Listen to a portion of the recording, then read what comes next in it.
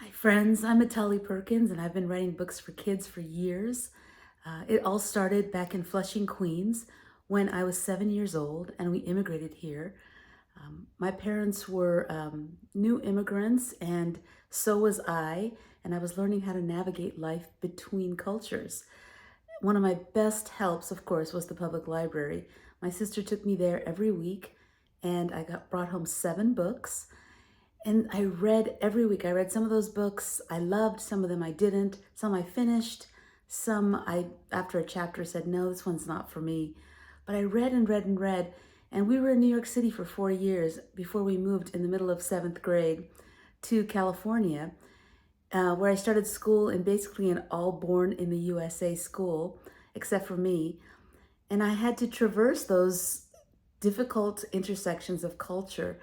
I think what saved me, more than saved me, empowered me, were all the books I read. I walked around that school, even though people didn't talk to me or thought I was from another planet, with my head held high, because I knew by then that my own story was a hero's journey. And all those hero's journeys that I had read supported me from start to finish. And so it was really a no-brainer to go into the business of creating stories for kids, especially between cultures kids, people who are code switching, who are navigating life between cultures like I did, the culture of home and the culture outside.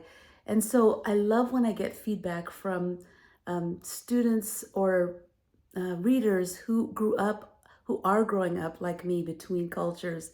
When they read my picture book, Home is in Between, which talks about a girl going back and forth from the two cultures and how tiring that is, and yet at the end of the day, how empowering that is. Or my novel, You Bring the Distant Near, I get readers writing me and telling me that they feel seen when it comes to that balancing of codes. That is a really difficult, challenging task as a young person. But in my books, I try to show how empowering it ends up being when you can be conversant in more than one culture. That skill of border crossing lasts you your whole life. And that's the message I hope kids get from my books. But the rest of it, I leave up to them. I write stories, and if they stumble onto one of my stories in a library, they may love it, they may not.